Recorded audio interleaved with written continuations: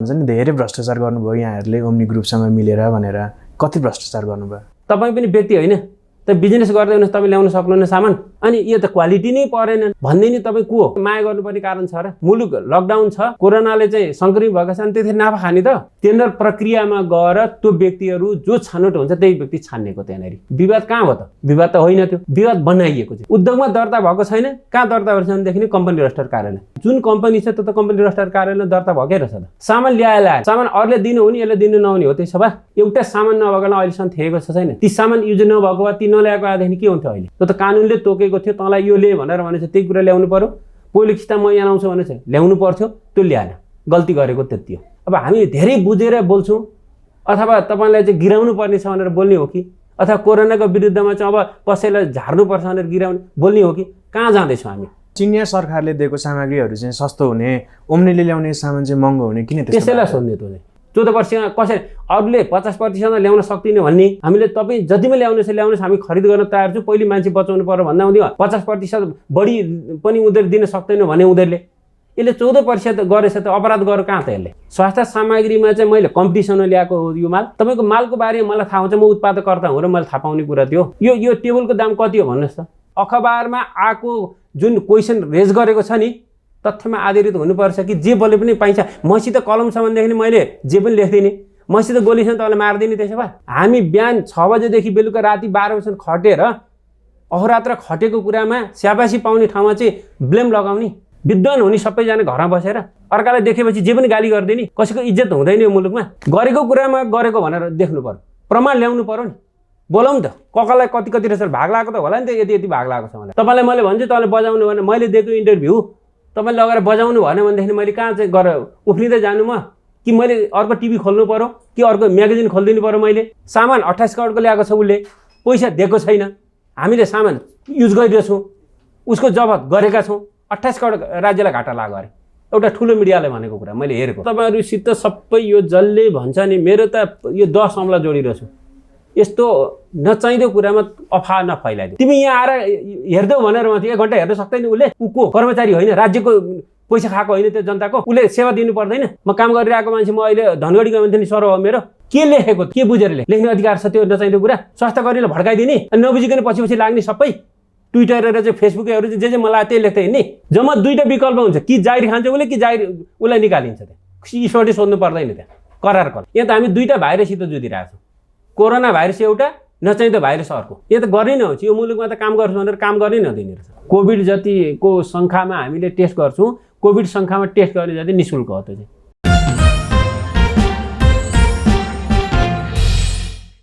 दर्शकहरू नमस्कार, आज हामी स्वास्थ्य मन्त्रालय आइपुगेका छौँ र यो कोरोना महामारीको विषयमा लिएर स्वास्थ्य सचिव श्री यादव प्रसाद कोइरालाज्यूलाई हामीले यो अन्तर्वार्ता श्रृङ्खलामा निम्ति आएको छौँ। आउनुहोस् स्वागत गरौँ सचिवज्यूलाई। यहाँलाई नेपाल आजमा स्वागत छ। हस्, धन्यवाद छ यहाँहरूलाई पनि।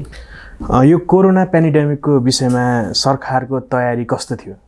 धन्यवाद छ यहाँलाई। वास्तवमा यो डिसेम्बर 30 मा जब चाइनाका वुहान प्रान्तमा कोरोनाले त्यहाँ व्यक्तिहरू मर्ने क्रम अगाडि बढिरहेको अवस्थामा विश्वमा अब यो फैलिने अवस्थालाई मध्यनजर गरेर चाइनाले लकडाउन गरिसकेपछि उपचारमा अहोरात्र खटेको थियो।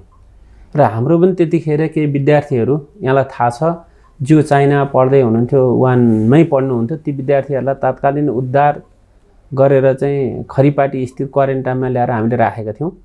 क्वारेन्टाइनमा राखिसकेपछि चाहिँ त्यो मध्ये अगाडिपट्टि आउनुभएको एकजना विद्यार्थी हुनुहुन्थ्यो, उहाँको पोजिटिभ देखियो। त्यो पोजिटिभ देखिसकेपछि, यो जनवरी 13 तिरको कुरा हो, पोजिटिभ देखिसकेपछि हामीले चाहिँ नेपाल र अन्तर्राष्ट्रिय जगतमा यो फैलिन सक्दछ भन्ने कुरालाई त्यतिखेर आकलन गरिसकेपछि केही तयारी गर्नुपर्छ भन्ने हामीले सुरु गरेका थियौँ। र यसरी तयारीको रूपमा चाहिँ हामीले जुन खरिपाटीलाई चाहिँ क्वारेन्टाइनको रूपमा विकास गरेर चाहिँ त्यो ठाउँमा चाहिँ 200 बेड जति हामीले त्यहाँ राखिएका थियौँ। र अन्यत्र पनि अब हस्पिटलहरू र सेटेलाइट हस्पिटलहरू गठन गर्नुपर्दछ र जहाँ यो कोभिड-19 को विरुद्धमा चाहिँ उपचारमा खटाउनु पर्दछ, लगाउनु पर्दछ र त्यसलाई व्यवस्थित गर्नुपर्छ भन्ने त्यहाँबाट सुरु गरेपछि अहिले हामीले चाहिँ काठमाडौँ उपत्यकामा र बाहिर गएर चाहिँ प्रान्तीय रूपमा गरेर चाहिँ हामीले 26वटा हब हस्पिटल र त्यसै अन्तर्गत रहेर चाहिँ सेटेलाइट हस्पिटलहरू पनि गऱ्यौँ। र त्यसपछिबाट हामीले फेरि यो जुन विश्वमा फैलेको महामारी, इटालीमा सबभन्दा बढी फैल्यो, त्यसपछि अमेरिका लगायतमा फैलिँदै गइसकेपछि नेपाल लगायतका अन्य कन्ट्रीहरू, छिमेकी मित्र राष्ट्र भारतमा पनि त्यतिखेर झन्नै 2000-3000 को स्थितिमा फैलिसकेपछि हामीले लकडाउन गऱ्यौँ। भारतले पनि लकडाउन गऱ्यौँ। सबैतिर लकडाउन हुन थालिसकेपछि हामीले चाहिँ अब यसलाई विस्तारित रूपमा अब यो कोरोना विरुद्धमा हस्पिटल तयार गर्नुपर्दछ, डाक्टरहरू तयार गर्नुपर्दछ, स्वास्थ्य सामग्री तयार गर्नुपर्दछ र त्यो ठाउँमा चाहिँ उपचारको व्यवस्था मिलाउनु पर्दछ। यो काम गर्नको लागि चाहिँ हामीले चाहिँ झन्डै 10-12 प्रोटोकलहरू पनि तयार गऱ्यौँ यही बिचमा र हस्पिटलहरू पनि तयारी अवस्था राख्यौँ।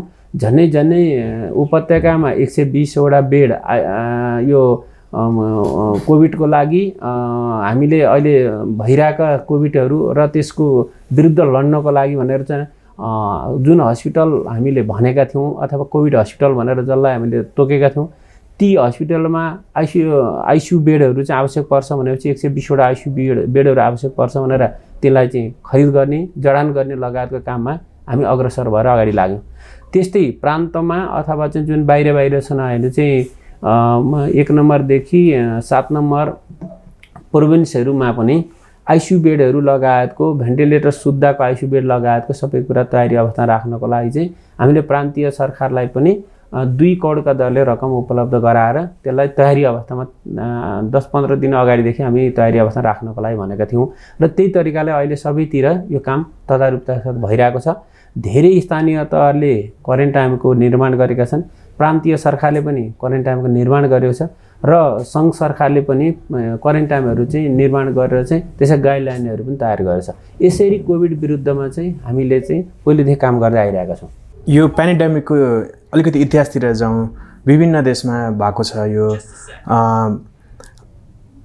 नर्डिक कन्ट्रीहरूले चाहिँ पर्याप्त रूपमा खानेकुराहरू, स्वास्थ्य सामग्रीहरू, मास्क, मिलिट्री उपकरणहरू सबै थोकको तयारी गरेको देखिन्छ। अब नेपालले चाहिँ पर्याप्त रूपमा त्यो यहाँले औषधि उपचारको सामग्रीहरू पनि उपलब्ध हुन सकेन। नेपाल सरकारको तयारी किन त्यस्तो नभएको? यो महामारी त बेला भइरहेको हो, महामारी सम्बन्धी कानुन त निकै अगाडि नेपालमा बनेको रहेछ। नेपाल सरकार चाहिँ किन यो कानमा तेल हालेर बसे? वास्तवमा हामी जुन यो कोभिड त्योभन्दा अगाडिपट्टि त अन्य पनि थिए। यो कोरोना भनेको यो बिचमा आएको एक प्रकारको चाहिँ महामारी हो। तर अगाडि पनि हामीसित कोलेरा सम्बन्धीको महामारी चाहिँ विभिन्न कर्णाली प्रदेश लगायतमा हुने गरेका थिए। हामीले पहिले पनि इतिहास हामीले पल्टायौँ भनेदेखि नै प्रत्येक वर्ष भइरहेको छ। अरू त्यस्ता प्लेग लगायतको डेङ्गु यी त रोग त भइरहेका थिए, तर त्यसको विरुद्धको खोप, त्यसको विरुद्धका चाहिँ औषधि भ्याक्सिनहरू उपलब्ध थिए। हामीले सजिलो त महामारी हुन्थ्यो, हामीले नियन्त्रण गर्थ्यौँ र तिनी सामानहरू खरिद गर्दथ्यौँ र तिनी सामानहरूको लागि तयारी अवस्था राख्थ्यौँ। तर यो ठ्याक्कै नितान्त नौलो भयो। अहिले नौलो भएको कारणले गर्दामा यसमा युज हुने सामान के त, यहाँ औषधि के त, उपकरण कस्तो, समस्या हामीलाई कहाँ आएको भनेदेखि हामीलाई मात्रै नभएर अन्तर्राष्ट्रिय विश्वमा पनि हेरौँ त यसको विरुद्धमा चाहिँ कुन खालको औषधि उपयोग हुन्छ भन्ने बारेमा अनुसन्धान भइरहेको छ। त्यो कुरा पनि पत्ता लगाइसकेको अवस्था छैन। त्यस्तै तरिकाले चाहिँ यसलाई कस्तो हुन्छ त, कुन रूपमा यसले गाँच्दछ। जस्तो उदाहरणको निम्ति यो त एकैचोटि आउने भयो। आज मसित 50 बेडको हस्पिटल छ, तर महामारी आयो भनेदेखि त्यहाँ 50 लाख मान्छेहरू चाहिँ बिमारी परे। 50,000 को बेडको हस्पिटलले चाहिँ 50 लाख त थ्याक्न सक्दैन। त्यस्तै तरिकाले हस्पिटल भन्ने कुरा, औजार उपकरणहरू भनेको रातारात निर्माण हुने र बनाउने र त्यो तयारी राख्ने अवस्था पनि हुँदैन। हामीलाई रहेको भनेको जम्मा 2-3 महिना थियो। 3 महिनाका दौरानमा चाहिँ हामीले इन्टरनेसनली हामीले के हेरिरहेका थियौँ भनेदेखि नि, जस्तो कि सबभन्दा बढी औजार उपकरण औषधि पाइने भनेको बजार हाम्रो चीन नै थियो। चीनमा हुने औषधि उपकरण र अन्य सामग्रीहरू त्यहाँबाट ल्याउनको लागि लकडाउन भइसकेको अवस्था थियो त्यतिखेर, जुनको कारणले गर्दा चाहिँ हामीले त्यहाँबाट ल्याउन सक्ने अवस्था थिएन। भारत लगायतका अन्य कन्ट्रीहरूले पनि आफैले पनि जोहो गर्न थालिरहेको अवस्था थियो त्यतिखेर। अब यी कन्ट्रीहरूमा पनि भोलिका दिने पेन्डेमिक रूपमा चाहिँ यो फैलिसकेपछि यसलाई नियन्त्रण गर्नको लागि त ती आफ्नै कन्ट्रीहरूमा चाहिँ आफ्नै जनताहरूलाई बचाउनको लागि चाहिँ उनीहरूले आफू जोहो गर्नतिर लागेको हुनाले पनि हामी उत्पादन गर्न पनि नसक्ने, आयात गर्न पनि नसक्ने अवस्थामा थियौँ।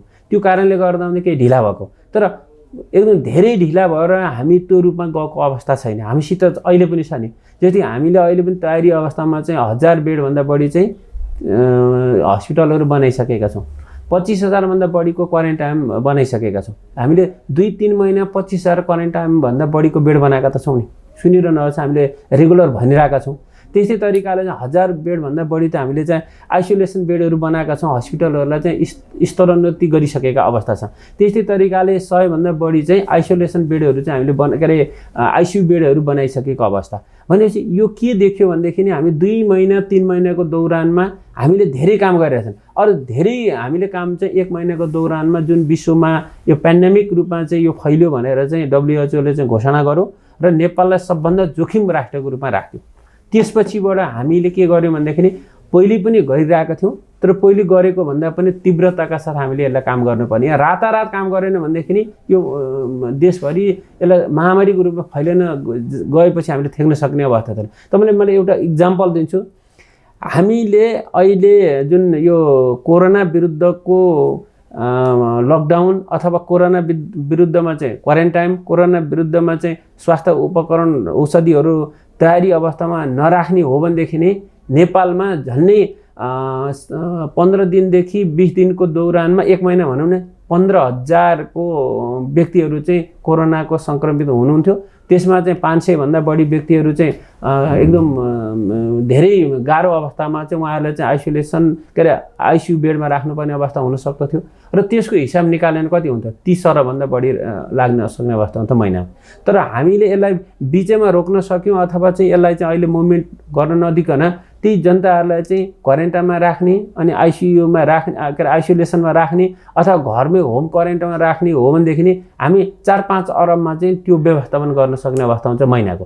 अनि यसरी तुलनात्मक रूपले हेर्ने हो भनेदेखि नि हामीले गरेको काम भनेको चाहिँ प्रोटेक्सन अथवा चाहिँ त्यसलाई 1 नम्बर त भित्राउन नदिने थियो, दोस्रो नम्बर भित्रिहाल्यो भने पनि त्यसलाई सीमिततामा घेरामा राख्ने भने थियो। यदि त्यो सीमितताबाट पनि फैलिन आँट्यो भनेदेखि नि त्यो एरियालाई ब्लक गरेर त्यही ठाउँलाई मात्र सीमित राख्ने, अरू देशभरि फैलिन नदिने। हाम्रो नीति त यिनी हुन्। यही नीतिमा चाहिँ हामी अहोरात्र लागेर चाहिँ त्यो काम गर्न लागिरहेका थियौँ। यो लाग्दै पनि अन्तर्राष्ट्रिय जगतमा यो एउटा मात्रै ठाउँ होइन, यो विश्वका 100 भन्दा बढी मुलुकमा फैलेको चाहिँ यहाँलाई थाहा छँदैछ। झन् 172 मुलुकमा यो फैलिसकेपछि के हुन्छ गति, हरेक मुलुकहरूले आफ्नै नागरिकहरू बचाउनतर्फ लाग्छन्। त्यहाँनिर उपकरणहरू, औजारहरू, औषधि त त्यहाँ उत्पादन भएका क्षेत्र त्यहीँ राखे उनीहरूले खपत त्यहीँ हुने भयो। त्यसले गर्दामा एउटा समस्या के भयो भनेदेखि उत्पादन भएका सामग्रीहरू ल्याउन सक्ने अवस्था बन्यो। अनि अर्को भनेको औषधि र उपकरणहरू भनेको हामी उत्पादन नभएको हुनाले विदेशबाट उनीहरूले आफैले पनि जो गर्नुपर्ने कारणले गर्दा ल्याउन सक्ने अवस्था नभएको हुनाले चाहिँ अलिकति यसलाई हेर्दाहुँदीमा चाहिँ तयारी गरेन कि भन्ने थियो। तर यहाँभन्दा बढी तयारी सम्भवतः अन्तर्राष्ट्रिय जगतमा हेर्ने हो भने पनि यति तयारी हामीले गरेको अन्तर्राष्ट्रिय जगतमा योभन्दा बढी गरेको देखेको छैन। यो त अहिलेको कुरा भयो, तर यो यहाँले भन्नुभयो कि कोरोना भाइरससँग कस्तो खालको औषधि चाहिन्छ, कस्तो प्रविधि चाहिन्छ, कस्तो औजार चाहिन्छ भन्ने विषयमा त जानकारी थिएन भनेर भन्नुभयो। तर बेसिक कुराहरू जस्तै सिटामोल, खानेकुराहरू भयो, पिपिई भयो, मास्कहरू भयो, त्यो त जहिले पनि चाहिने कुरा हो नि त। यो त राज्यले कुनै पनि बेला महामारी आउन सक्छ, यस्तो खालको अवस्था आउन सक्छ भनेर तयारी पहिला नै गर्नु पर्थ्यो नि, होइन र? यहाँले भनेको कुरा सही हो। जस्तो म एउटा कुरा म यहाँलाई बताउँ, यहाँ महामारी यो महामारी र अरू महामारीमा फरक हुन्छ। एउटा क्षेत्र विशेषमा महामारीको त्यो सबै प्रकारको महामारीमा त ती सामग्रीहरू त चाहिन्छ होला नि त। त्यही भन्छु, त्यो र यसमा फरक किन भन्छु भनेदेखि यसले फैलाउने दर अत्याधिक हुन्छ। यसले चाहिँ मल्टिपल रूपमा चाहिँ यसले फैलिन्छ। जस्तो कि 1 जना छ भने 5 जना, 5 जना 10 जना, 10 जना 20 जना यसरी फैलिँदै गएर यसले चाहिँ महामारी पनि पुरै देशभरि महामारीको रूप लिन सक्दछ। तर एउटा मानिलिउँ कोलेराको बिमारी छ भने त्यो एरियामा दूषित पानीको कारणले गर्दा त एउटा गाउँ मात्रै महामारी हुन्छ। त्यसको लागि चाहिँ 50,000 ट्याब्लेटले पुग्छ भनेदेखि नि अब अहिलेको हामीले आकलन कतिजनालाई गर्ने त? त्यसले 50,000 ट्याब्लेट राखौँ, हामी थुपाएर राखौँ अथवा 50,000 सञ्चित गरेर राखौँ, किनेर राखौँ, त्यहाँ चाहिँ 2 करोडलाई चाहिँ भेट्ला यो महामारीले। 2 करोडको राखौँ, 10,000लाई मात्रै चाहिँ महामारी फैलेला। त्यसले गर्दामा चाहिँ हामीले सुरुमा कति आकलन गर्ने भन्ने कुरा चाहिँ हामीले स्ट्राटेजी प्लान बनाउनु पर्ने थियो। त्यो बनाउँदा अलिकति समय 10-15 दिन खर्च भयो होला। तर त्यसपछि हामीले के भनेका छौँ भन्दाखेरि औषधि उपकरण लगायतका व्यवस्थापन गर्ने कार्यमा चाहिँ हामी लागेका छौँ। अहिले अब यहाँले सुनिसक्नुभएको छ, अब हामीले G2G मार्फत औषधिहरू ल्याउने भनिसकेका छौँ। त्यसलाई आवश्यकता अनुसार त्यो औषधि हामी तुरुन्तै आउँदैछन्। त्यस्तै उपकरणहरू पनि हामीले त्यही G2G मार्फत ल्याउने भएको हुनाले ती पनि अब तुरुन्तै आउँदैछन्। योभन्दा अगाडि पनि हामीले केही उपकरण औषधिहरू खरिद गरिसकेका छौँ र ती व्यवस्थापन हामीले गरिसकेका छौँ। अहिले प्रान्तमा हामीले चाहिँ पठाइसकेका छन्, प्रोभिन्सहरूमा चाहिँ ती गइसकेका छन्। यी कामहरू नभएका पनि भएका छन्। तर कति रूपमा गर्ने अब हामीले चाहिँ के गर्नु पर्यो भनेदेखि यो कसरी कुन रूपमा बढ्छ, यो एकैचोटि 1 लाखमा जाने हो कि 10 लाखमा जाने हो कि 50 लाखमा जाने हो भन्ने कुरा कुन रफ्तारमा जान्छ भन्ने कुराको आकलन हामीले गर्न सक्ने अवस्था आउँदैन। अन्तर्राष्ट्रिय जलले पनि सक्दैन। त्यो कारणले गर्दा चाहिँ अहिले हामीले आवश्यकता जस्तो कि 10,000 को 20,000 को 50,000 को हामीले चाहिँ आकलन गरेर त्यो नै हामीले खरिद गर्ने र त्यो ठाउँमा चाहिँ ती व्यक्तिहरूलाई चाहिँ उपचारको बन्दोबस्ती गर्दछौँ। तर त्यसले 2 लाखमा गयो 5 लाख गयो भनेदेखि फेरि हामीले चाहिँ थप्दै जानुपर्ने हुन्छ। यी कारणले गर्दा चाहिँ हामीले कुन रफ्तारमा जान्छ, यो कुन गतिमा जान्छ, कुन तरिकाले जान्छ भन्ने कुराको आकलन गरिसकेपछि मात्रै अनि यसलाई चाहिँ कति आवश्यक पर्छ भनेर भन्न सक्ने भएको हुनाले चाहिँ अलिकति केही समय लागेको। तर अहिले हामीले यसलाई व्यवस्थापन गर्नको लागि यो प्रोसेस अगाडि बढेर चाहिँ 2-5 दिन 7 दिन 10 दिनभित्र हामीले चाहिँ तयारी अवस्थामा पुर्याइसकेका हुन्छौँ। भनेपछि पूर्व तयारी चाहिँ कमजोरै थियो। पूर्व तयारी कमजोर थिएन। हामीले त यो पूर्व तयारी कमजोर भइदिएको भएदेखि त अहिले तपाईँले देशमा जम्मा अहिले देख्नुपर्छ 43 जना, अहिलेसम्म 53,000 पुग्दथ्यो होला। पूर्व तयारी भएकै कारणले गर्दा हामीले चाहिँ त्यो स्टेजमा रोकेका छौँ अहिले देशभरि। किनभने हामीले पूर्व तयारी भनेको त देख्नुभएको छ नि, आइसियु बेडहरू बनाएकै छौँ, आइसोलेसन बेडहरू बनाएकै छौँ, त्यसपछिबाट क्वारेन्टाइन बनाएकै छौँ, औषधि उपकरणहरू खरिद गर्ने प्रक्रियामा गएकै छौँ हामी र अहिलेसम्म प्रत्येक ठाउँमा चाहिँ पिपी लगायतका सामग्रीहरू स्वास्थ्य सामग्रीहरू पुर्याइसकेको अवस्था छ। त्यसले गर्दा पनि हामी कमजोरी भन्दा पनि हामी प्रशस्त सामानहरू नपाएको कारणले गर्दा अन्तर्राष्ट्रिय जगतै अहिले यो महामारीमा फसिरहेको कारणले गर्दा सामान अभाव चाहिँ हो। तर अभाव हुँदाहुँदै पनि हामीले चाहिँ हाम्रो मुलुकको लागि आवश्यकता अनुसारको सामग्री उपलब्ध गरिरहेको छौँ अहिले। त्यसले गर्दा यसलाई अहिले हामी कमजोरी थियो होइन, हामी त सबभन्दा धेरै स्ट्राटेजिकल्ली प्लान बनाएको कारणले गर्दा यी स्टेजमा हामीले राख्न सफल भएका छौँ। यहाँले सुरुमा यो स्वास्थ्य सामग्री खरिद प्रकरणमा सबभन्दा पहिला भएको टेन्डरलाई चाहिँ किन रद्द गरेर ओम्नी ग्रुपलाई नै दिनको लागि 24 घन्टे टेन्डर आह्वान गर्नुभयो? ओम्नी ग्रुपलाई दिनको लागि यो प्रचार हो। कुनै ग्रुपलाई दिने उद्देश्य पनि छैन। हामी त्यसरी कुनै ग्रुपलाई तोकेर दिँदा पनि पुरानो टेन्डर किन क्यान्सल भयो त? पुरानो टेन्डर म भन्दैछु यहाँ, यो सम्पूर्ण कार्य गर्ने कसले? स्वास्थ्य सेवा विभागले। यिनका कामहरू हाम्रो होइन, मन्त्रालयको काम होइन। स्वास्थ्य सेवा विभागले सबै स्वास्थ्य औषधि उपकरण लगायतको स्वास्थ्य सेवा विभागले खरिद गर्ने, त्यसले प्रक्रिया अगाडि बढ्छ, तीबाट काम अगाडि बढाउँछ। कोरोना आइसकेपछि आवश्यक पर्ने स्वास्थ्य सामग्रीहरू खरिद गर्नको लागि उसले टेन्डर गर्यो 7 दिनको टेन्डर गर्दा कोही व्यक्ति पनि आएन। किनभने अमेरिकामा कोरोना लागिसकेको अवस्था थियो, फैलिरहेको अवस्था थियो। युरोपमा सबै मुलुकहरूमा फैलिरहेको अवस्था थियो। भारत स्वयं पनि लकडाउन गरेको अवस्था थियो। चाइनामा उद्योग धन्दाहरू बन्द भएका अवस्था थियो। उत्पादन नेपालमा हुँदैन थियो। त्यसले गर्दामा चाहिँ ती जो सप्लायर छन् ती सबै आएर चाहिँ हामी ल्याउन सक्ने अवस्था छैन। लकडाउन खुलिसकेपछि मात्र ल्याउँछौँ भने लकडाउन खुल्ने अवस्था छ, अहिले पनि खुलेको त छैन कहीँ पनि। लकडाउन खुलेपछि स्वास्थ्य सामग्री आउँछ भनेपछि ती कारणले गर्दामा स्वास्थ्य सामग्री नआएपछि 24 घन्टा होइन, त्यो चाहिँ उच्च स्तरीय समिति छ हाम्रो, कोरोना विरुद्धको उच्च स्तरीय समिति छ। उच्च स्तरीय समितिमा त्यहाँ सबै उपप्रधानमन्त्री लगायतको त्यो मन्त्रीज्यूहरू, सचिवज्यूहरू, मुख्य सचिव सबै हुनुहुन्छ। त्यो टिमले के निर्णय गर्यो भनेदेखि नि योभन्दा अगाडि 7 दिन अगाडिपट्टि गरेका चिजहरूबाट स्वास्थ्य सामग्री आएनन्। अब सबै ठाउँमा चाहिँ कोरोना फैलिसकेको अवस्था छ र त्यो ठाउँ स्वास्थ्य सामग्री नभइकन कुनै पनि स्वास्थ्य कर्मीहरू जान सक्ने अवस्था हुँदैन। स्वास्थ्य सामग्री नभइकन कोही व्यक्तिले स्वास्थ्य सेवा पुर्याउन सक्ने अवस्था हुँदैन। यो अवस्थामा के गर्ने भनेपछि 1 दिनमा ल्याउनुपर्छ। सोझै खरिद गर्ने कानुन पनि व्यवस्था छ। सोझै खरिद गर्ने त कानुन छ नि। यस्तो अवस्थामा चाहिँ पेन्डेमिक भएको अवस्थामा कानुन हेर्नु परेन। कानुन सोधे तपाईँलाई छ भनेदेखि तपाईँबाट मैले सोझै खरिद गर्न सक्दछु। कोही व्यक्ति छ भने त्यहाँबाट सोझै पनि खरिद गर्न सक्ने कानुनी व्यवस्था छ।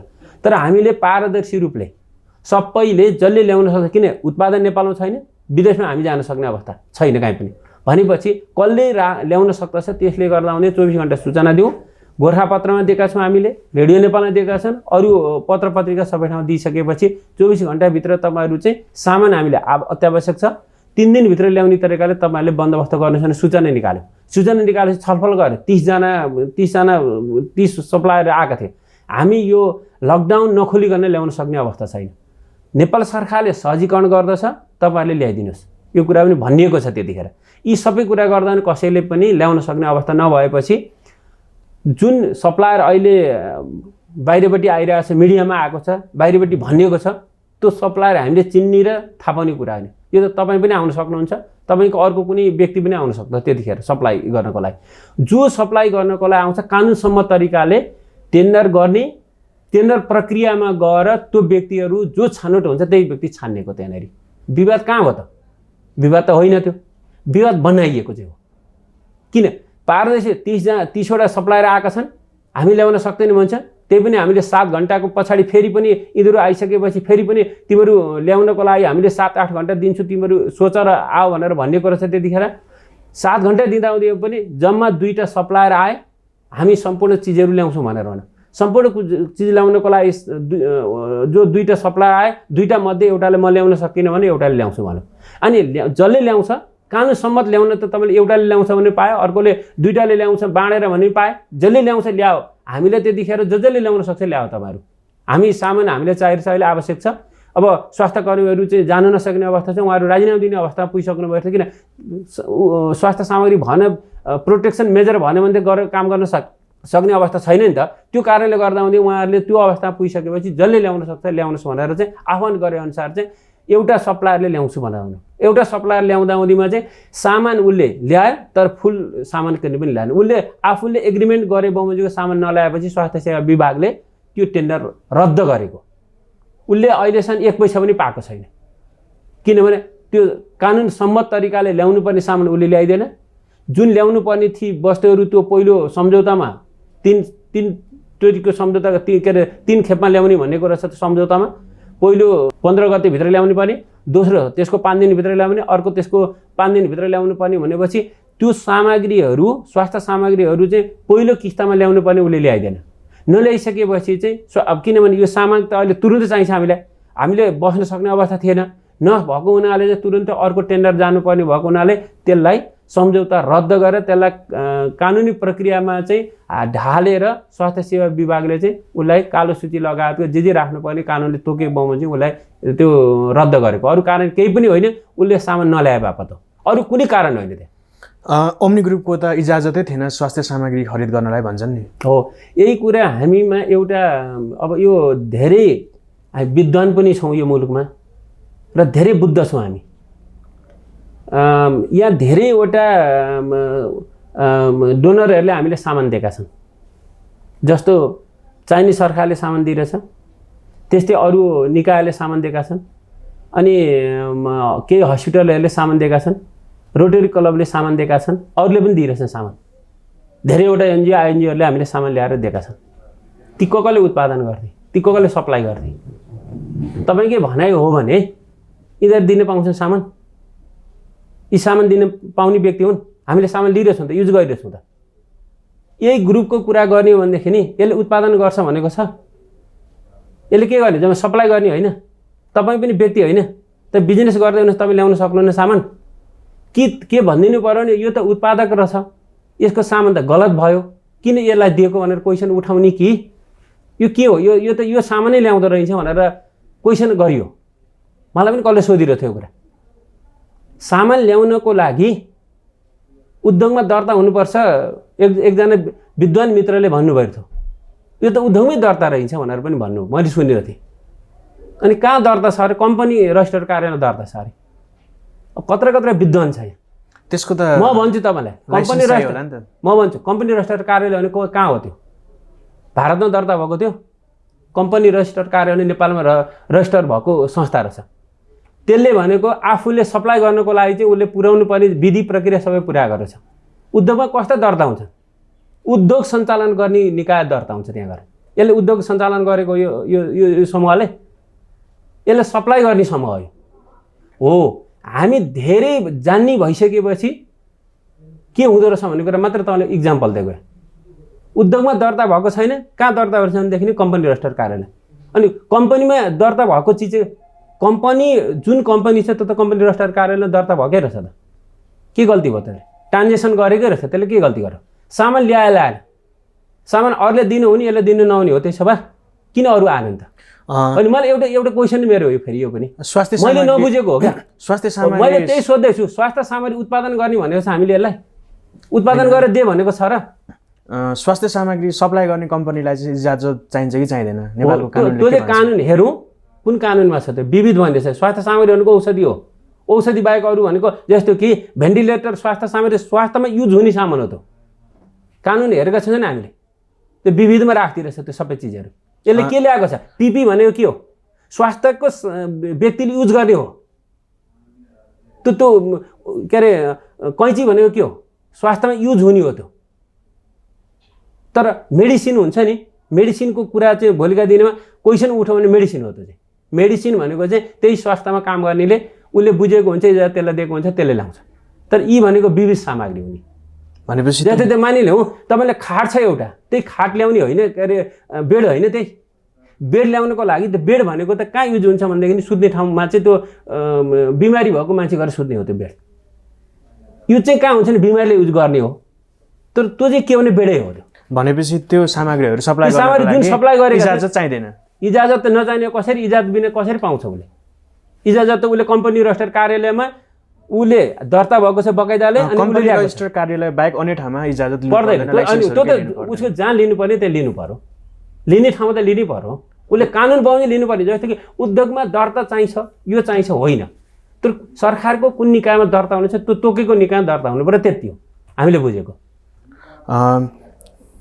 सामानहरू चाहिँ कति उहाँहरूले चाहिने सामान ल्याइदिनु भयो, नचाहिने सामानहरू कस्तो कस्तो भयो? अब अर्को कुरा म भन्छु, आजभन्दा झन्डै 1 महिना अगाडिपट्टि हामीले सम्झौता गऱ्यौँ, सामान उसले लिएर आयो। त्यो पनि नेपाल सरकारले धेरै प्रयत्न गरेपछि लिएर आएको सामान हुने। यी सबै सामान ल्याइसकेपछि अहिले तपाईँले देखिरहनु छ यत्रो बित्ति कोभिड बढिरहेको छ। एकजना त्यतिखेर 2 जनाको मात्रै थियो त्यतिखेर देखेको नेपालमा, अहिले 40-50 जना पुगिसके। हामीले के थियो त, एउटा सामान नभएकोलाई अहिलेसम्म थिएको छ छैन। ती सामान युज नभएको वा ती नल्याएको आएदेखि के हुन्थ्यो? अहिले उपचार पनि हुँदैन थियो, स्वाब पनि टेस्ट हुँदैन थियो, केही पनि हुँदैन थियो। ल्याएका सामानहरू सबै जुन ल्याएको छ उसले के गरेर सम्झौतामा उसले के उल्लङ्घन गरेको छ भनेदेखि नि पहिलो किस्तामा ल्याउने सामान ल्याएन, फुल ल्याउनु पर्थ्यो, ल्याएन, गलत गर्यो। त्यो त कानुनले तोकेको थियो, तँलाई यो ले भनेर भनेछ त्यही कुरा ल्याउनु पर्यो। पहिलो किस्ता म यहाँ आउँछु भनेछ ल्याउनु पर्थ्यो, त्यो ल्याएन, गल्ती गरेको त्यति हो। तर उसले ल्याएका सामानहरू क्वालिटी क्वेसन पनि उठिरहेथे। क्वालिटी क्वेसन के हो त? हामीले त रिसर्च नगरिकन त्यो ठाउँमा त पठाउँदैन होला नि त, किन? त्यहाँ चाहिँ डक्टरको समूह छ, विज्ञ समूह छ, साइन्टिस्टहरू बस्छन्, अनि त्यहाँबाट ल्याबमा परीक्षण गर्छन्, त्यसरी मात्रै पठाइन्छ। हरेक कुराहरू त्यसै पठाइँदैन।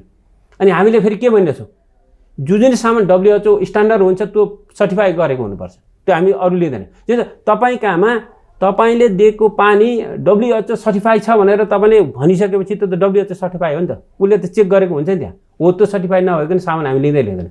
सबै सामान हामीले WHO सर्टिफाई गरेका सामान ल्याएका छौँ, त्यसपछि ल्याएर हामीले ल्याबमा टेस्ट गरेका छौँ। युज गरेका सामान टेस्ट नगरी जानै पाउँदैन। अनि त्यो भनेपछि के थियो त त्यहाँनिर बाहिरपट्टि? अब हामी धेरै बुझेर बोल्छौँ, अथवा तपाईँलाई चाहिँ गिराउनु पर्ने छ भनेर बोल्ने हो कि, अथवा कोरोनाको विरुद्धमा चाहिँ अब कसैलाई झार्नुपर्छ भनेर गिराउने बोल्ने हो कि? कहाँ जाँदैछौँ हामी? एउटा पछि अर्को, अर्को पछि अर्को किन क्वेसन उठ्यो? सोधेको छ मलाई आएर कसैले, यहाँ हामीसित डकुमेन्ट हेरेको छ कसैले, के गरिस् तैँले भने कसैले सोधिरहेछ। यहाँ बजारमा एउटालाई तमसुक लेखेर बजारमा चाहिँ गैर कानुनी तमसुक लेख्यो भनेदेखि त्यो अदालतलाई थाहा हुन्छ, अथवा त्यो चाहिँ सम्बन्धित अड्डालाई थाहा हुन्छ। त्यस्ता कुराहरू पहिले बुझ्नु पर्यो नि के हो भन्ने कुरा। बुझ्दै नबुझिकन यो त ओम्नी समूह अथवा फलानु समूह ढिस्कानु समूह त यो त देशैमा दर्ता भएको छैन, यसले त सामानै ल्याउन पाउँदैन, अनि यो त क्वालिटी नै परेनन् भन्दै नि तपाईँ को हो? अन्य कानुन माथिको मान्छे हो। चिनिया सरकारले दिएको सामग्रीहरू चाहिँ सस्तो हुने, ओम्नीले ल्याउने सामान चाहिँ महँगो हुने, किन त्यसैलाई सोध्ने त? किनभने त्यतिखेर हामीले त कम्पिटिसनमा ल्याएका हुन् सामान। ओम्नीले ल्याएको सामान गलत छ, उसले चाहिँ बढी मूल्य रहेछ त्यसलाई सोधौँ न क्वेसन। नेपालमा कालोबजारी ऐन पनि छ, 20% भन्दा बेसी नाफा गरेर सामानहरू बेच्न पाइँदैन। निकालिरहेछ त 20 होइन 15, 14 कि कति निकालिरहेछ। पछाडि हामीले हेर्दा टोटल उसले ल्याएको मार्जिन भनेको 14% रहेछ त्यहाँनिर। त्यो हाम्रो स्वास्थ्य सेवा विभागले मैले सोधिरहेको थिएँ पछाडि यो विवाद आएछ के हो, यहाँ त 100% नाफा छ अरे नि त के भनेर सोद्धा आउँदैमा इन टोटल निकाल्दा 14% मात्रै नाफा छ भनेर 14% कसरी अरूले 50% ल्याउन सक्दिनँ भन्ने। हामीले तपाईँ जतिमा ल्याउनुहोस् हामी खरिद गर्न तयार छौँ, पहिले मान्छे बचाउनु पर्यो भन्दा आउँदियो 50% बढी पनि उनीहरू दिन सक्दैन भने उनीहरूले यसले 14% गरेछ त अपराध गर्यो कहाँ त यसले। भनेपछि भन्सारमा भने प्रज्ञापन पत्र अनि एलसीहरू सबै चेक गर्नुभयो? मैले गर्ने होइन, गर्ने विभागले हो। मैले भन्दा पनि मैले सोध्ने त विभागलाई नै हो। त्यो विवाद भएपछि हामीले विभागलाई सोध्छौँ चेक गर भनेर यहाँले निर्देशन दिनुभयो कि दिनुभएन? हामीले दिएका छौँ उसले हेर्छन्, भन्सारलाई पनि हेर्छन्, उसले पनि हेर्छन् सबैले। भनेपछि कालोबजारी गरेको छैन त्यहाँ? अनि कालोबजारी भनेको के हो? कालोबजारी भनेको त जस्तै कि नेपालमा 2 रुपियाँमा आयो 10 रुपियाँमा बेच्यो भनेदेखि त्यो कालोबजारी हो। उसले सामान उहाँबाट भरेको मूल्य जुन छ फ्याक्ट्रीले दिएको मूल्य त त्यहाँ नभइकन त इन्ट्री हुन सक्दैन होला त।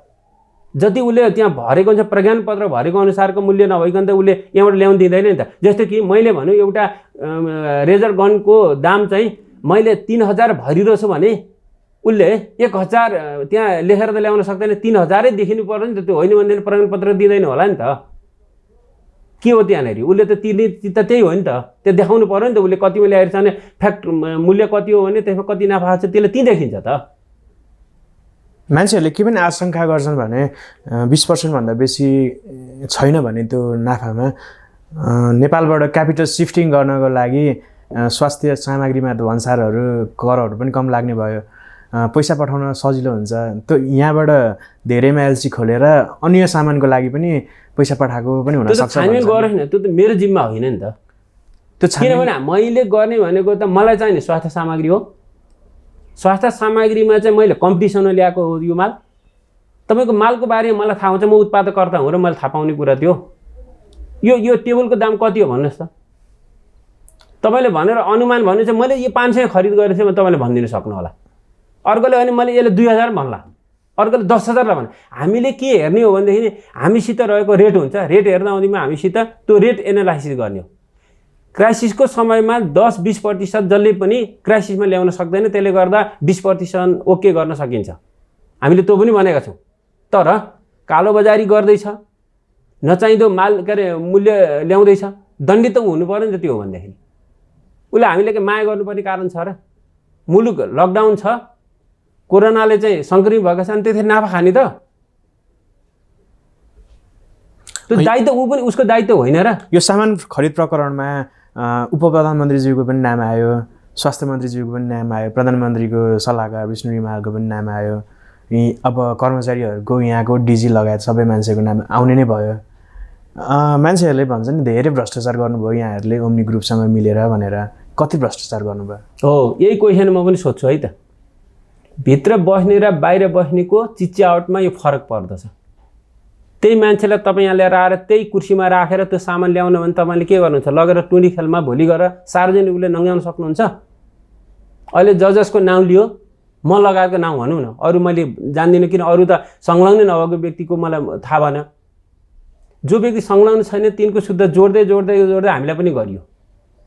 जोड्नुको उद्देश्य के हो त? त्यसो भए फ्याक्टमा आधारित हुन्छ, सत्य तथ्यमा आधारित भएर जोड्ने कि तपाईँको अनुहार देख्दा रिस उठ्यो तपाईँलाई जोडिदिने जे पनि गरिदिने? दण्डित हुनुपर्छ पर्दैन जोड्ने मान्छे? जुन कुरा सार्वजनिक रूपले सूचना निकालेको छ, हाल्न मनिला तिमी हाल, कुनै पनि हालतमा हामीले सामान चाहिरहेछ भनेर हामीले भनिरहेका छौँ। पारदर्शी ढङ्गबाट खरिद गरेको छ, जम्मा एक दिनमा सबै सम्झौता गर्दा एक दिनमा गरिएको छ। एक दिनमा गर्दा हुँदैमा चाहिँ कोसित चाहिँ तपाईँले लेनदेनको विषय गर्न सक्नुहुन्छ। तपाईँसित अहिले मसित आउँदै हुनुहुन्छ भने, मसित तपाईँ आज भेट्दै हुनुहुन्छ भने, तपाईँले मेरो भेटघाट चिन्जान आज छ भने तपाईँसित बार्गेनिङ गरौँ अथवा यस्तो गरौँ भनेर भन्दा हुँदैन, त्यो अपराध हो कि होइन? त्यसलाई अपराध भनिदिन पार्ने, त्यसलाई के भन्नुहुन्छ तपाईँ भन्नुहोस्? अखबारमा आएको सामग्रीहरू झुट हुन्? अखबारमा आएको सामग्री होइन, अखबारमा आएको जुन क्वेसन रेज गरेको छ नि, तथ्यमा आधारित हुनुपर्छ कि जे बोले पनि पाइन्छ। मसित कलम छ भनेदेखि मैले जे पनि लेख्दिनँ, मसित गोली छ भने तपाईँले मारिदिने, त्यसो भए यो पाइन्छ? यो कुन कानुन हो? यो कुन नीति हो? कुन विधि हो? यो कुन प्रक्रिया हो? हामी बिहान 6 बजेदेखि बेलुका राति 12 बजीसम्म खटेर अहोरात्र खटेको कुरामा स्याबासी पाउने ठाउँमा चाहिँ ब्लेम लगाउने हो के? यसलाई के भन्नु छ तपाईँ भन्नुहोस् त? कसले आएर काम गरिदिँदैछ? कोरोना मेरो घरमा लागेको अथवा चाहिँ स्वास्थ्य मन्त्रालयमा लागेको चिज हो र यो? विश्वव्यापी लागेको होइन? उपचार तिनीहरूले पनि पाउने होइन नि र? उनीहरू लाग्यो भने कसले दिन्छ त उपचार? यतिखेर कोरोनामा भ्रष्टाचार भयो, भ्रष्टाचार गरी कल्पना, मान्छेले भ्रष्टाचार गर्ने कल्पना गर्नु पनि अपराध हो। त्यो महामारीमा मान्छे सबै मरेपछि त के गर्छ त? सम्पत्ति लगेर कसले कहाँ लगेर के गर्छ त्यसले? मैले जुन कुरा सोच्न पनि म तपाईँ भन्छु अगाडि, मैले त कल्पना नै सोचेको पनि हुँदैन त्यो त। यो अपराधको पनि पराकाष्ठा कसैले ब्लेम लगाउन त पाइँदैन नि, हेर्नुपर्छ नि। आएर उसले मगो गरेछन् त्यसलाई गरौँ न, ल्याएर दण्डित गरौँ त्यसलाई। तपाईँसित म सामान किन्दा आउँदैमा चाहिँ तपाईँले म गर्नु चाहिँ तपाईँ दण्डित गर्नु पर्दैन? म किन्ने मान्छे अपराधी हो, तपाईँ होइन दण्डित गर्ने मान्छे? गलत छ भने त्यसले जवाफ दिनुपर्छ, मैले जवाफ दिने होइन नि त। मलाई त सामान चाहिरहेछ अहिले। तपाईँ बजारमा सुन्नुभएको छ 4000 को रेट त्यो जरो नाप्ने गन 8000 10,000 पनि किन्यो भनेर भनिरहेछ। तिनलाई ती जो व्यक्तिले चाहिँ अपराध गर्छ तिनलाई दण्डित गर्नुपर्ने होइन? यतिखेर बढी महँगो कसैले ल्याउँछ भने त्यो अपराधी त्यो हो नि त। हामीले त अहिले आवश्यक पर्दछ, हामीले के भनिरहेको छौँ? सामान तपाईँ उचित मूल्य दिनुपर्छ, भोलि यसमा गलत भयो भने तपाईँ आफै हामी दण्डित गर्दछौँ। हामीले त भन्दैछौँ, प्रष्टै भन्यो, सार्वजनिक रूपले भनेका छौँ, मिटिङमै भनेका विषय हो नि। तपाईँहरूले नाफा चाहिने मात्रै खानु, नचाहिने नखानुहोस्, हामीले त्यही भनेका छौँ। नेपालमा ठुल्ठुलो टेन्डरहरू हुन्छ, सामग्री खरिद हुन्छ। पहिला सुडान घोटाला प्रकरण पनि आएको थियो। सरकारी ठेक्कामा कर्मचारी, त्यस पछाडि व्यापारी, नेता, यो राजनीतिक नेतृत्वहरूको संलग्नता बिना त्यहाँनिर केही न केही शुभ लाभ नभइकन कहिले पनि काम हुँदैन भनिन्छ नि। के हो यो विषय? यहाँ त लामो समय सरकारी पदमा बसिसक्नु भएको मान्छे हो। नेपालमा भ्रष्टाचार हुन्छ कि त्यसरी कसरी हुने गरे? म यही कुरा भन्छु, जस्तै दुईटा विषयमा हेरौँ। एउटा जेनरल समय हुन्छ, एउटा साधारण समय हुन्छ। साधारण समयमा कसैले समय छ, साधारण छ त्यतिखेर भन्दाखेरि त्यतिखेर गर्नु भनेको अपराध गरेका पनि हुन्छ, नगरेका पनि हुँदैन। त्यो देखेको पनि छ, अख्तियारमा पनि उजुरी पर्दा आउँदैमा प्रमाणित पनि भएको छ त्यो कुरालाई। मैले त्यसलाई अन्यथा पनि भन्दिनँ। त्यो भएका छन्। मान्छेसित के रहेछ भनेदेखि लोभ र लालचले मान्छेहरूले बिग्रेका हुन्छ, त्यो कारणले गर्दा यो देखिएको छ। एक तर पान्डामिक भनेर ओल्ड हेल्थ अर्गनाइजेसनले भनिसकेको अवस्था, तपाईँलाई सामान चाहिरहेछ तुरुन्तै, रातारात सामान ल्याउनु पर्ने छ, मान्छे खोजेर हामीले नमस्कार गरिरहेको छौँ, तिमी सामान ल्याइदेऊ न भनेर सबैसित हात जोडेका छन्, जमला जोडेका छन् राज्यले। त्यो अवस्थामा र अरू साधारण जस्तो कि सिम्पल सिचुएसन र क्रिटिकल सिचुएसन हामी एनालाइसिस गर्न सक्दैनौँ। हाम्रो दिमाग छैन। सबै घरमा बसेर अनि यसले गरेन, यसले यसो गरौँ हो भनेर चाहिँ हामी एकदम कल्पना गरेर बस्दिने थिएँ। जुन बेला जेनरल सिचुएसन यतिखेर त्यो गरेको छ नि, त्यो ल ठिक छ। मलाई भन्नु के पर्यो भनेदेखि जेनरल सिचुएसनमा तैँले 35 दिन किन सूचना निकालिनुहोस्? क्वेसन गर्नु पऱ्यो नि। त्यो क्वेसन म उत्तर दिन्छु त्यतिखेर, हो मैले गल्ती गरेँ भन्छु। अहिले 35 दिन 1 महिना हामीले सूचना निकालेर सामान ल्याउन सक्छौँ? कानुन हेर्छौँ हेर्दैन हामी? कानुनले त भनिरहेछ त यस्तो खालको पेन्डेमिक छ भनेदेखि तुरुन्तै खरिद गर्ने भनेको छ। त्यहाँनिर बजारमा जस्तो रूपमा छ त्यहीमा खरिद गर्ने भनेको छ। त्यहाँनिर अमेरिकाले $2 को पिपी के अरे यो मास्क अहिले चाहिँ $14 हालेर किन लग्यो उसले? त्यसलाई चाहिँ भ्रष्टाचार लाग्दैन थियो त? जनता ठुलो कि त्यो सामान मूल्य ठुलो हुन्छ त्यतिखेर? हामी कहाँ जाँदैछौँ? तपाईँ कल्पना गर्नु कहाँ जाँदैछौँ हामी? ब्लेम लगाउने बित्तिकै लगाइदिने, जे पायो जस्तो पायो त्यस्तै बोल्दिने। त्यो ठाउँमा आफू बसेर हेरौँ त। म त्यो ठाउँमा भइदिएको छैन, मैले यो पनि गर्न सक्ने थिएँ भनेर सोचौँ नि। उसले विद्वान हुने सबैजना घरमा बसेर अर्कालाई देखेपछि जे पनि गाली गरिदिने, कसैको इज्जत हुँदैन यो मुलुकमा। गरेको कुरामा गरेको भनेर देख्नु पर्यो, प्रमाण ल्याउनु पर्यो नि।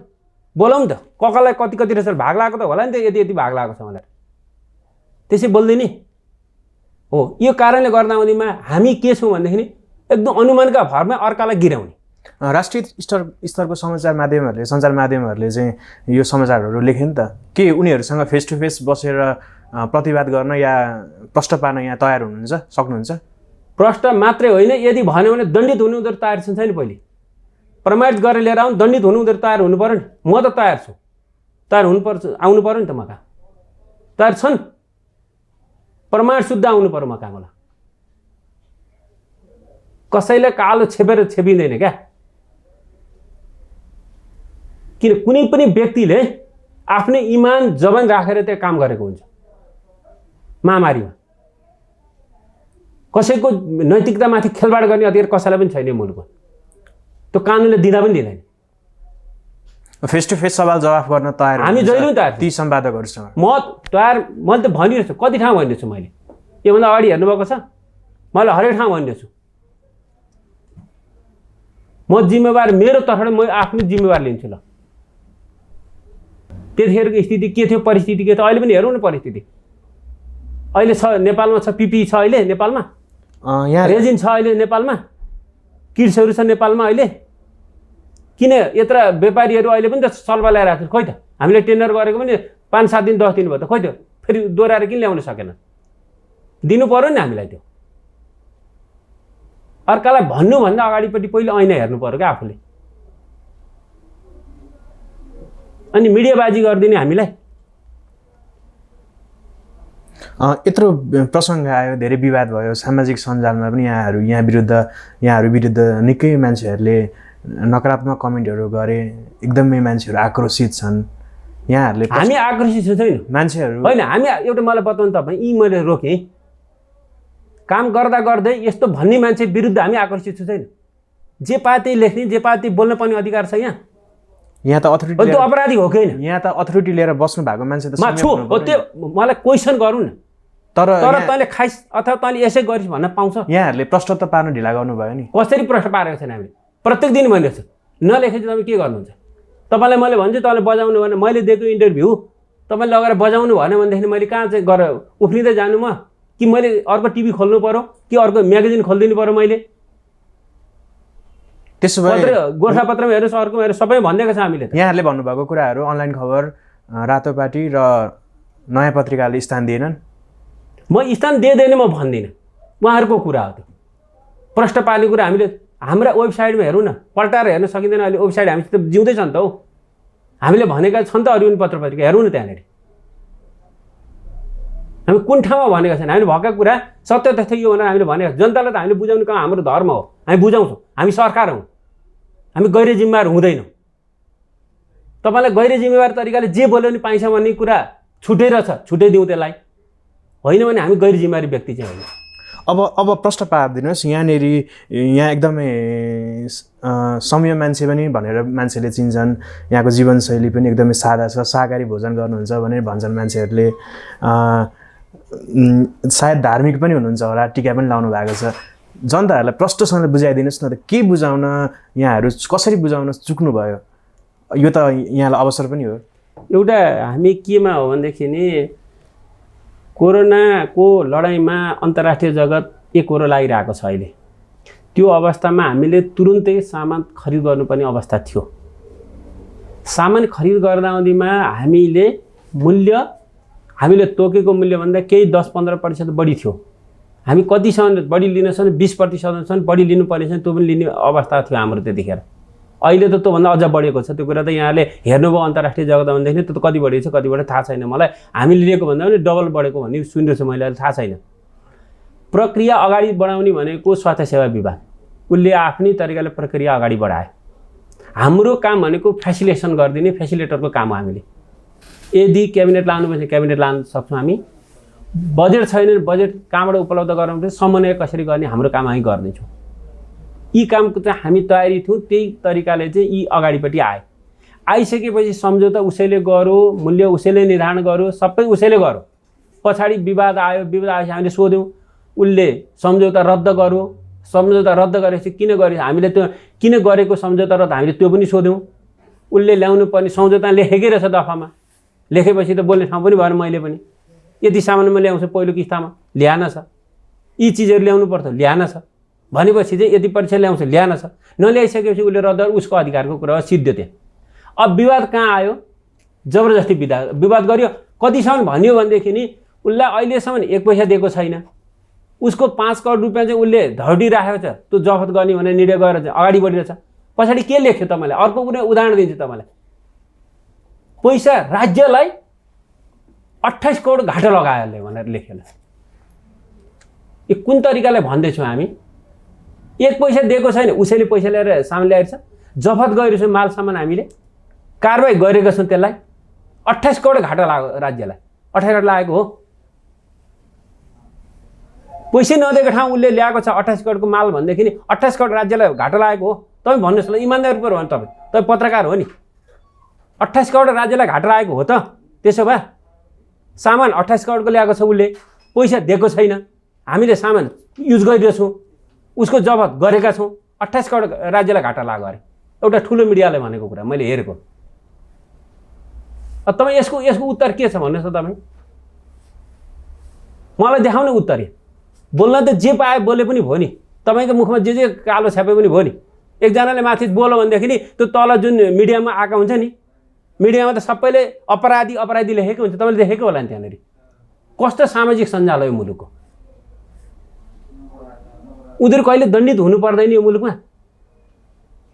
यहाँहरु कारबाही गर्नुपर्ने अधिकार छैन, कसैसित छैन। कानुनी राज्य जहिले पनि निरीह भइरहनु पर्दछ त यस्ता नचाहिँदो कुरा बोल्ने माथि।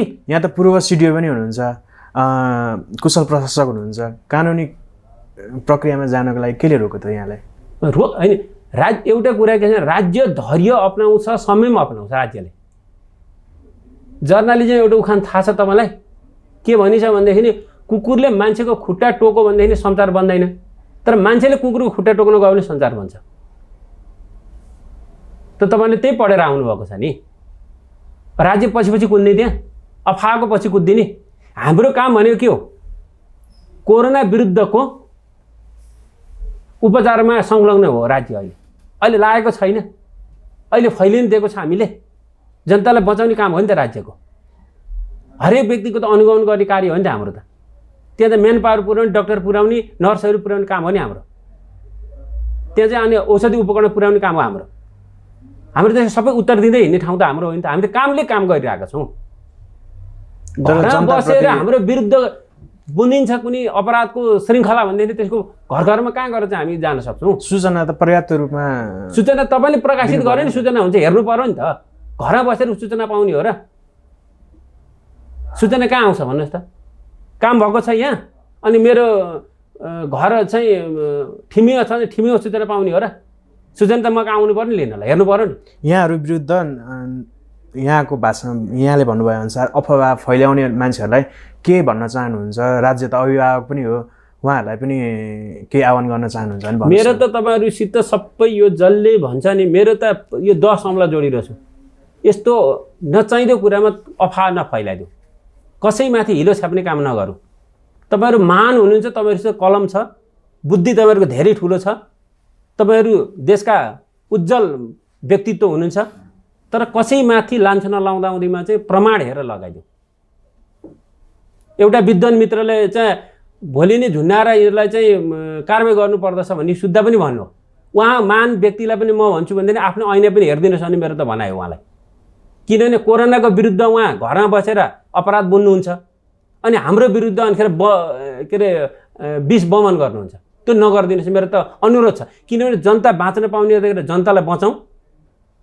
अपराध भएको छ कसैलाई भने आएर बसौँ, यहाँ देखाउँ। त्यतिखेर दुवैजनालाई कति तिर्नुपर्छ त्यो तिरौँ, क्षतिपूर्ति पनि हामी तिरौँ। जसले गर्नुपर्ने छ अपराध गरेछ त्यसलाई समातौँ। होइन भनेदेखि नि अहिले काम गर्ने वातावरण सिर्जना गरौँ र कोरोनाको विरुद्ध हामी लडाइँ एकजुट भएर अगाडि बढौँ। विश्व एकजुट भइरहेको बेला हामी पनि एकजुट हौँ, मानव भएर अगाडि बाँचौँ।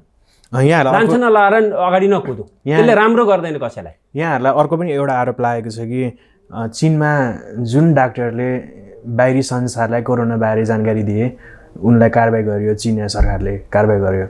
नेपालमा पनि एकजना डाक्टर शेरबहादुर पुनमाथि यहाँहरूले उहाँको मुख थुन्ने प्रयास गर्नुभयो, कारबाही गर्नुभयो भनेर समाचार आयो। हो अब मैले तपाईँहरूले यस्तो किन गर्नुभएको? सरकार किन यस्तो निर्मम भएको? अब म यही कुरा तपाईँलाई मैले सोधेँ, अघि पनि मैले यही कुरा भनिरहेको थिएँ है।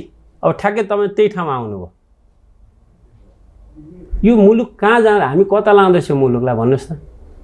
तपाईँलाई मैले बाटोमा आउँदै थिएँ, के छ भाइ भनेर मैले सोधेँ भने अनि अर्को एकजनाले के भन्यो भनेदेखि ए त्यहाँ त कुटाकुट परेछ भनेर भन्यो, अनिखेर अर्काले फलाना सजिलोले कुटेछ भनेर त्यहाँबाट लेखियो। त्यहाँ तपाईँको र मेरो चाहिँ स्वाद्रपूर्ण तरिकाले वार्ता मात्रै भएको थियो। त्यहाँ फेरि वार्ता पनि के भएको थियो भने घराइसी वार्ता भएको थियो तपाईँको र मेरो। लेख्ने बेला के लेख्यो भनेदेखि नि दुईजना हात हाल गऱ्यो भनेर लेख्यो। यो पुनमाथिको कुरा पनि ठ्याक्कै जस्ट तपाईँले भनेको कुरा त्यही हो।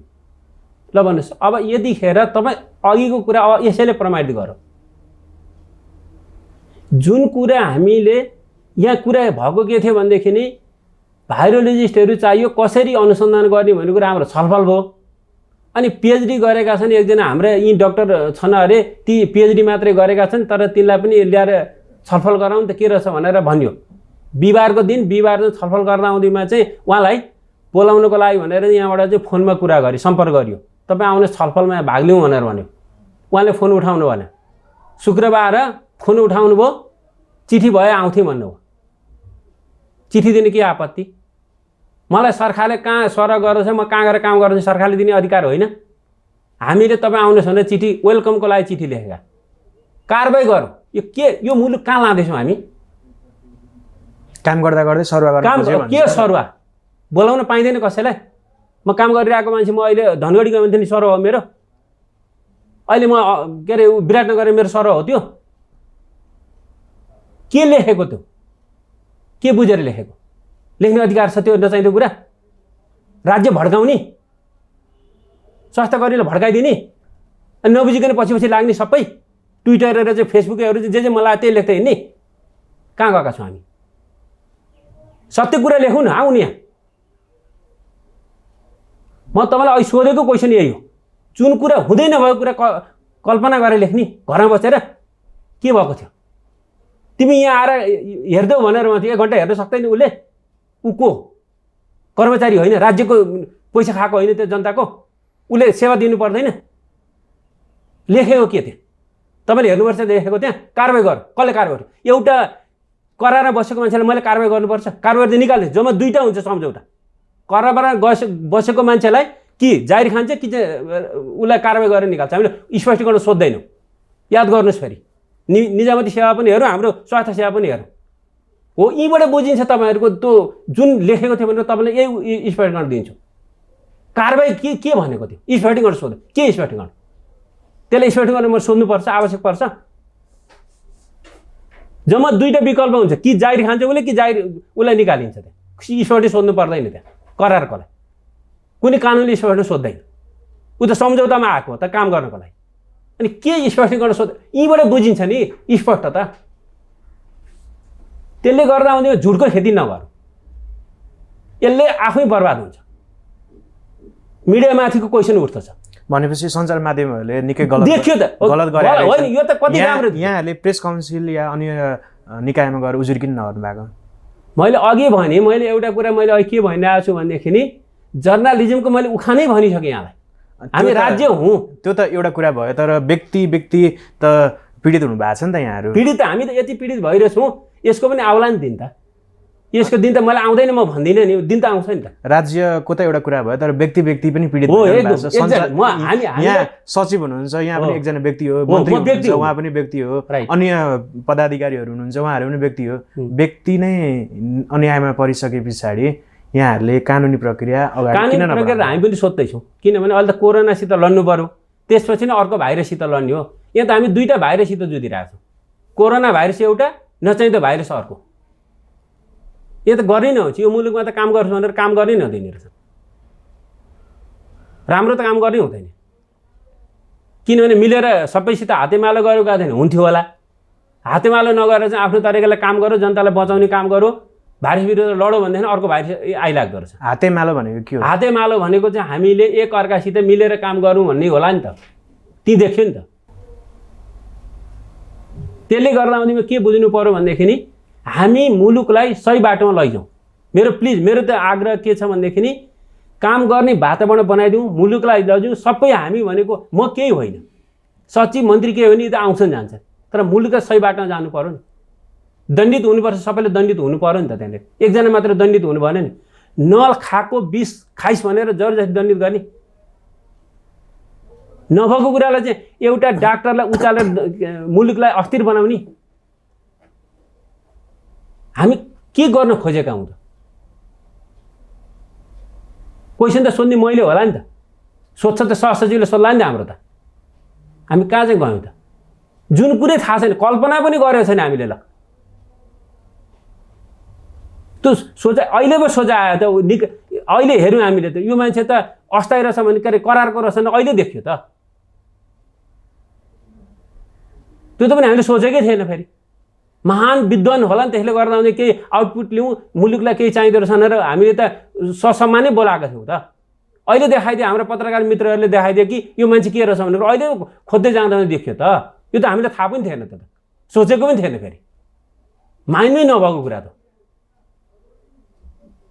तपाईँलाई मैले बोलाएँ भनेदेखि त चिया खुवाउन बोलाएको छु भनेदेखि अब भित्र गएर चाहिँ ठुलो भनेर भन्छ कसैले भने के गर्नुहुन्छ तपाईँ भन्नुहोस् त? मैले तपाईँले राम्रै तरिकाले चिया खाना आउनु छ मित्र भनेर मैले बोलाएँ भने लेखिदिनेले होइन गएर थुनेको थियो त्यसलाई भनेर तपाईँले कसरी लिनुहुन्छ? यस्तो पनि गर्न पाइन्छ?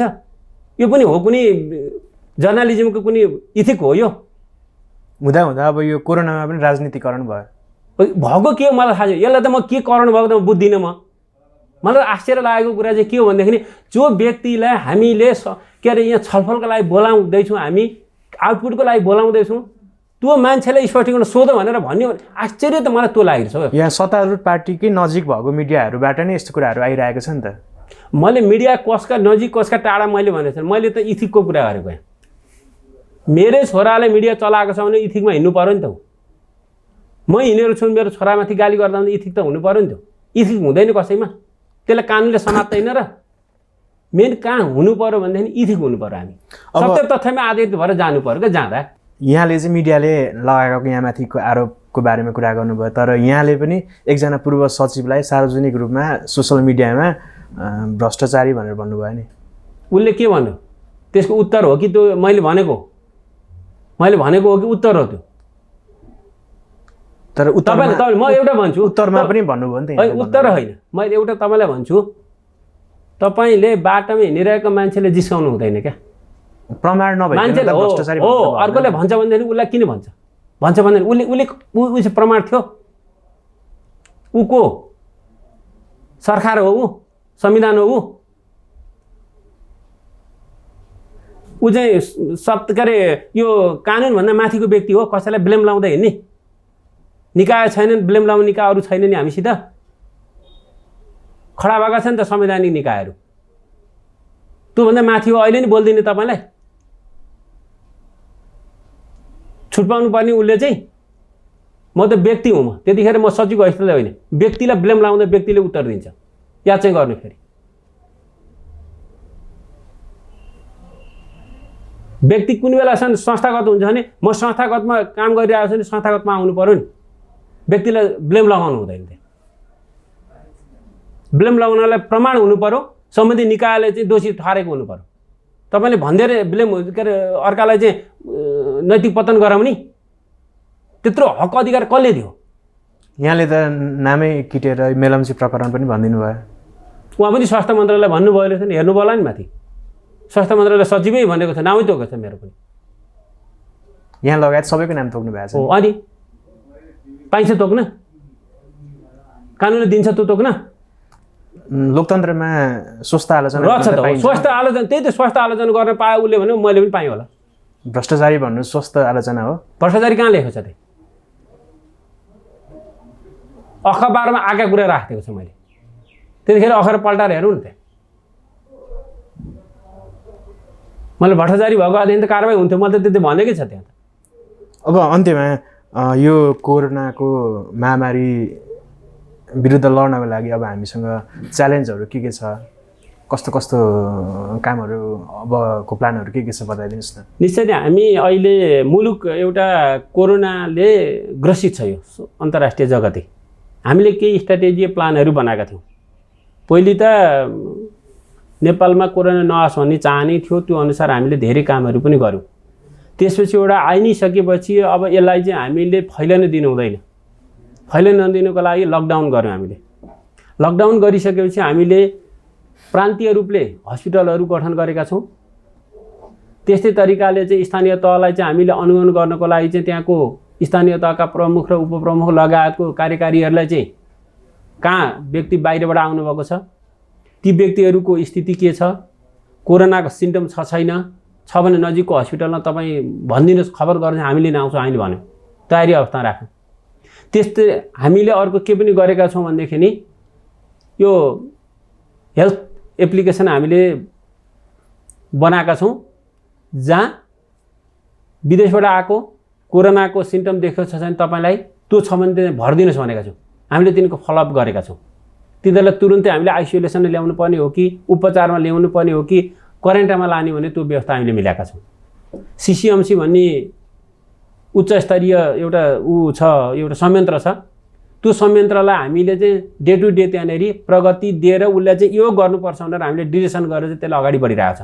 जस्तै स्वाब ल्याउने काम पनि त्यसैले गरिरहेको छ, हामीले गर्छौँ, उसले गरिरहेको छ, सबै मिलेर संयुक्त भइरहेको छ। त्यहाँ सेक्युरिटीहरूको अहिले बन्दोबस्ती के भइरहेछ त्यो पनि गरिरहेको छ। त्यहाँ अरू बाँकी रहेको कुराहरू म्यानेजमेन्टको पार्टहरू मिलाएर गइरहेको छ। त स्वास्थ्य कर्मीहरू हामीले के गर्यौँ, अहिले पठाइरहेको छौँ। सुदूरपश्चिमतिर अस्ति मात्रै चाहिँ 32 जना स्वास्थ्य कर्मीको टोली पठाइदिउँ हामीले। त्यस्तै तरिकाले 2 नम्बर प्रदेश स्वास्थ्य विज्ञान प्रतिष्ठान बिपी स्वास्थ्य विज्ञान प्रतिष्ठानबाट चाहिँ 27 जनाको टोली गइसकिरहेछ। त्यहाँ अन्यत्र आवश्यक अनुसार हामीले चाहिँ व्यवस्थापन गरिरहेका छौँ। तपाईँले अहिलेसम्म देशमा एउटा पनि पिसिआर मेसिन नभएको ठाउँ अहिले 17 ठाउँमा हामीले पिसिआर मेसिन स्थापना गरिसक्यौँ। त्यहाँबाट काम भइरहेको छ अहिले। त्यस्तै तरिकाले पोर्टेबल पिसिआर मेसिन 2टा हामीले चाहिँ मगाएर जडान गरिसक्यौँ, अरू आउने क्रम छन् यहाँ। भनेपछि हामीले देशभरि अपग्रेड गर्ने काम गरिरहेछौँ अहिले, जहाँ एउटा जिरोबाट हामीले यति माथि उठाइरहेछौँ। आइसोलेसन बेडहरू हामीले बनाइरहेका छौँ, आइसियु बेडहरू बनाइरहेका छौँ, हस्पिटल अपग्रेड गरिरहेका छौँ, क्वारेन्टाइन निर्माण गरिरहेका छौँ। त्यो चाहिँ तिनटै स्थानीय तह, प्रदेश सरकार र चाहिँ नेपाल सरकार मिलेर गरिरहेछ, संयुक्त रूपमा गरिरहेछ। त्यहाँ कसैको विवाद पनि छैन, कसैले यो र ऊ भनेर गरेछ नि, संयुक्त रूपमा हामी परिचालित छौँ। अहिले देश एक भएर परिचालित छ। त्यहाँ न फलानु न ढिस्कानु कोही पनि छैन, सबै समान छ। त्यो सबैले समान रूपले गरिरहेछ काम हो। त्यही काम हामीले आइरहेको छौँ अहिले। त्यो कारणले गर्दा पनि हामीले सहज पनि भइरहेछ, सजिलो पनि भइरहेछ यहाँनिर।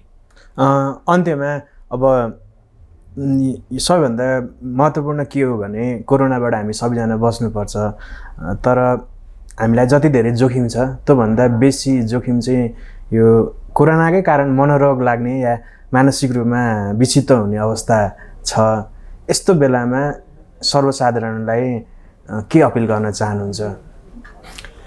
एकदम अहिलेको हाम्रो सबभन्दा ठुलो समस्या र धेरैबाट हामीलाई आएका गुनासा पनि लकडाउनको कारणले गर्दा घरमा एक्लै बस्नुपर्ने र हामी चाहिँ घरमा बस्दा बस्दा दिगदार भएर हामी मनोरोगी हुने स्थिति पुगिसक्यौँ भन्ने उहाँहरूको भनाइ हो। हामीले त्यसलाई 3-4वटा कुराहरूको लागि अनुरोध गरेका छौँ। एउटा, कम्पाउन्डभित्र बसेर तपाईँहरू मनोरञ्जन गर्नुहोस् तपाईँहरू। दोस्रो नम्बरमा तपाईँको माइन्ड डाइभर्ट गर्नुहोस् अर्कोतिर। तपाईँ सधैँ म एक्लै बसिरहेको छु, भित्र थुनिरहेको छु कल्पना नगर्नुहोस्। तपाईँहरू भित्र बसेर फिल्म हेर्नुहोस् अथवा मनोरञ्जनका सामग्री के छन् त्यो गर्नुहोस्, खेल्ने खेलाउने गर्नुहोस्, त्यहीँभित्र बाहिर ननिस्क्नुहोस्। दोस्रो नम्बर हामीले त्यो भनेको छौँ। तेस्रो भनेको चाहिँ जस्तो कि हामीले चाहिँ यो जुन व्यायाम छ अथवा चाहिँ त्यति खालको चाहिँ अरू अन्य कुनै ती घरभित्रै बसेर गर्न सक्ने खालका छन् त्यो तपाईँहरू गरिदिनुहोस् भनेर हामीले भनेका छौँ। अब त्यसको लागि यदि हामीलाई तपाईँले टेलिफोनबाट केही सोध्नुपर्ने छ भने सोध्न तयार छौँ। यदि त्यस्तो खालको रोग लाग्ने अवस्था छ, उपचारको व्यवस्था गर्नुपर्ने हामी गर्न तयार छौँ भनेर हामीले भनेका छौँ। जसले सोध्नुभएको छ हामीसित कल सेन्टर छ, कल सेन्टरमा जे हुन्छ त्यो कुरा भन्नुहोस् भनेर छ। 11:33 पनि छ, 11:15 पनि छ हामीसित कल सेन्टर। त्यसमा चाहिँ जे तपाईँहरूलाई हुन्छ समस्या त्यसको उपचार हामीले गरिदिन्छौँ हामीले भनेका छौँ। त्यो कारणले गर्दा हुँदै उहाँहरूले चाहिँ एउटा यो विषम परिस्थिति हो संसारमै, यहाँ मात्रै होइन, एक ठाउँ नेपालमा मात्रै होइन, यो विषम परिस्थितिमा अलिकति धैर्य धारण गर्नु पनि पर्दछ। हामीले संयमी पनि हुनुपर्दछ र राष्ट्रलाई सघाउनको लागि मलाई छ भनेदेखि अर्काले नसर्नको लागि म आफू संयम भएन भने त हुँदैन नि त। त्यो कारणले गर्दामा चाहिँ आफू बाँचौँ अर्कालाई बचाउँ सिद्धान्त यही हो। यो गर्नको लागि चाहिँ केही समय हामीले चाहिँ त्यसले पीडा दिएको छ भने त पीडा महसुस नगरौँ, पीडा महसुस गर्नु हुँदैन मेरो त आग्रह छ र त्यसको लागि हामी तयार छौँ। यदि त्यस्तो खालको कुनै मनोरोग छ ऊ भइरहेको छ भित्रपट्टि भनेदेखि नि डिप्रेसन कोही त्यस्तो खालको चाहिँ आफूलाई रोगको त्यस्तो छ भने हामीले सल्लाह दिन्छौँ, सुझाव गर्दछौँ अथवा उपचार गर्छौँ, उपचार गर्न पनि तयार छौँ। यसको लागि म यही अनुरोध गर्दछु। अमेरिकी राष्ट्रपतिले चाहिँ यो कोरोनाको टेस्ट पनि गर्नुभयो। नेपालमा चाहिँ प्रधानमन्त्री, मन्त्री, यहाँ सचिवज्यूहरू, त्यस पछाडि पत्रकारहरू जो फिल्डमा खटिरहने मान्छेहरू हुनुहुन्छ उहाँहरू सबैको टेस्ट गर्ने यहाँहरूको योजना छ कि छैन? हामीले प्रोटोकल निकालेका छौँ। त्यो प्रोटोकलमा प्रष्ट भने चाहिँ फ्रन्ट लाइनमा बस्ने मान्छे सबैले गर्नुपर्छ भनेको हामी पनि गर्नुपर्छ, अर्को पनि गर्नुपर्छ। हामीले कुनै त्यसमा दुविधै छैन। यसको लागि हामीले नगर्ने भनेको चाहिँ हामीले गर्नुपर्दछ, आवश्यकता अनुसार गर्छौँ। तर यसको फेरि प्रोटोकल पनि म अर्को सम्झाइदिन्छु। त्यसमा हामीले के भनेको छ भने विदेशबाट त्यो WHO लगायतसित मिलेर बनाएको प्रोटोकल हो। त्यो चाहिँ अन्तर्राष्ट्रिय प्रोटोकल हो। यदि विदेशबाट कोहीसित संसर्ग भएको छ, विदेशबाट आएको मान्छे सङ्क्रमित भएर आएको कन्ट्री छ भनेदेखि त्यसमा आएको मान्छेसित संसर्ग छ त्यो त अनिवार्य गरिहाल्छौँ। विदेशबाट आएको छ नि त्यसलाई गरिहाल्छौँ। 60 वर्षको छ, रुगा खोकी लागेको छ, दम भएको छ अथवा त्यस्तै ज्वरो आएको छ र सिम्टम देखिन्छ त्यसलाई गर्नुपर्छ। स्वास्थ्य कर्मीहरू जो फ्रन्ट लाइनमा बसेर काम गरिरहेछन् उनको रेगुलर हामीले गरिरहेको चेकअप।